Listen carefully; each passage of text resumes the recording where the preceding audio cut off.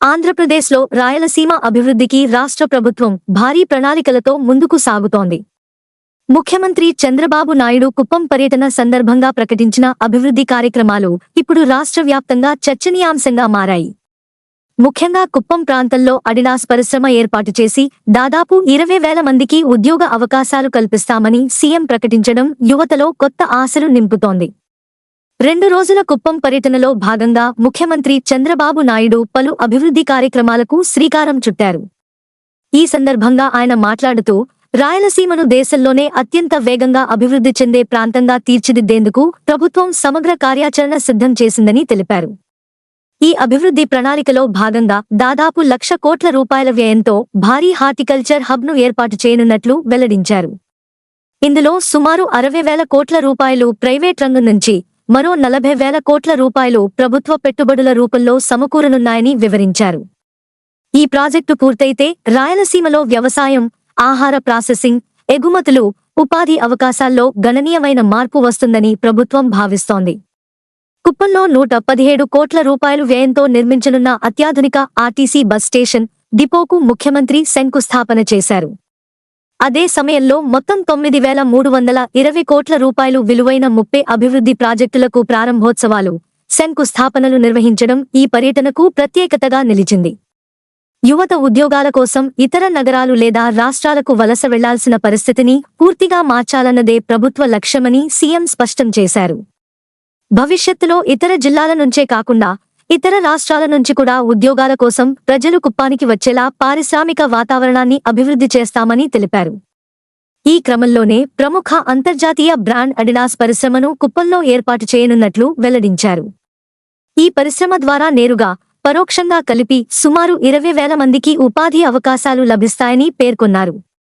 ఇది కేవలం ఒక పరిశ్రమ మాత్రమే కాకుండా మొత్తం ప్రాంత ఆర్థిక వ్యవస్థకు ఊతమిచ్చే కీలక అడుగుగా అభివర్ణించారు. ఇప్పటికే కుప్పం పరిసర ప్రాంతాల్లో డెయిరీ, ఫుడ్ ప్రాసెసింగ్, పౌల్ట్రీ రంగాల్లో పెట్టుబడులు పెరుగుతున్నాయని సీఎం తెలిపారు. భవిష్యత్తులో పాల ఉత్పత్తిని రోజుకు 10 లక్షల లీటర్ల స్థాయికి తీసుకెళ్లే లక్ష్యంతో ప్రభుత్వం పనిచేస్తోందని చెప్పారు. దీనివల్ల పాడి రైతుల ఆదాయం పెరగడమే కాకుండా గ్రామీణ ఆర్థిక వ్యవస్థ మరింత బలపడుతుందని వివరించారు. పౌల్ట్రీ రంగంలో కూడా రైతులకు అవసరమైన మౌలిక సదుపాయాలు, ఆర్థిక సహాయం, మార్కెటింగ్ మద్దతు అందిస్తామని హామీ ఇచ్చారు. రైతులు ఎలాంటి ఇబ్బందులు ఎదుర్కోకుండా ప్రభుత్వం అన్ని విధాలుగా అండగా ఉంటుందని తెలిపారు. కుప్పాన్ని వాణిజ్య పంటల కేంద్రంగా అభివృద్ధి చేయడమే ప్రభుత్వ ప్రధాన లక్ష్యమని చంద్రబాబు పేర్కొన్నారు. సెరికల్చర్, ఉద్యాన పంటలు, డ్రిప్ ఇరిగేషన్, మైక్రో ఇరిగేషన్ వంటి ఆధునిక వ్యవసాయ పద్ధతులను రైతులు ఎక్కువగా వినియోగించాలని సూచించారు. నీటి వినియోగాన్ని తగ్గిస్తూ అధిక దిగుబడులు సాధించే సాంకేతికతలను ప్రభుత్వం ప్రోత్సహిస్తోందని చెప్పారు. అంతేకాకుండా డ్వాక్రా మహిళా సంఘాల ద్వారా పశుగ్రాసం ఉత్పత్తి చేసి కమ్యూనిటీ వ్యవస్థల ద్వారా రైతులకు అందించే ప్రణాళికను కూడా వివరించారు. ఇది మహిళల ఆదాయాన్ని పెంచడంతో పాటు పశుసంవర్ధక రంగానికి కూడా బలాన్నిస్తుందని అభిప్రాయపడ్డారు. ప్రపంచవ్యాప్తంగా మారుతున్న ఆహారపు అలవాట్లను దృష్టిలో పెట్టుకుని మార్కెట్లో ఎక్కువ డిమాండ్ ఉన్న పంటలను సాగు చేయాలని రైతులకు సీఎం సూచించారు. అంతర్జాతీయ మార్కెట్ల అవసరాలకు అనుగుణంగా వ్యవసాయాన్ని మార్చుకుంటే రైతుల ఆదాయం మరింత పెరుగుతుందని చెప్పారు. కమ్ముంది గ్రామంలో నిర్వహించిన డీకేటీ పట్టాల పంపిణీ కార్యక్రమంలో పాల్గొన్న ముఖ్యమంత్రి రైతులు క్రమంగా సేంద్రియ వ్యవసాయం వైపు అడుగులు వేయాలని పిలుపునిచ్చారు. రసాయన ఎరువులు, పురుగుమందుల వినియోగాన్ని తగ్గించి గో ఆధారిత సహజ వ్యవసాయాన్ని ప్రోత్సహించాలని సూచించారు. భూమి సారాన్ని కాపాడుకోవడం, ఆరోగ్యకరమైన ఆహార ఉత్పత్తి చేయడం కాలానుగుణ అవసరమని అన్నారు. భవిష్యత్తు రవాణా వ్యవస్థ పూర్తిగా విద్యుత్ ఆధారంగా ఉండాలని కూడా చంద్రబాబు అభిప్రాయపడ్డారు. పెట్రోల్, డీజిల్ వినియోగాన్ని తగ్గించి స్కూటర్లు, కార్లు, ట్రాక్టర్లు మాత్రమే కాకుండా ప్రజా రవాణా వ్యవస్థ కూడా క్రమంగా ఎలక్ట్రిక్ వాహనాల వైపు మారాల్సిన అవసరం ఉందన్నారు.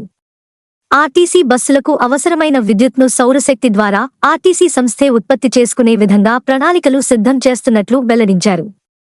దీనివల్ల ఖర్చులు తగ్గడంతో పాటు పర్యావరణ పరిరక్షణకు కూడా తోడ్పాటుగా ఉంటుందని చెప్పారు. పర్యాటక రంగంపై కూడా ప్రభుత్వం ప్రత్యేక దృష్టి పెట్టిందని సీఎం తెలిపారు. కుప్పం ప్రాంతంలో హోటళ్లు, హోమ్ స్టేలు, పర్యాటక సదుపాయాలు అభివృద్ధి చేయడం ద్వారా యువతకు కొత్త ఉపాధి అవకాశాలు కల్పించనున్నట్లు వెల్లడించారు.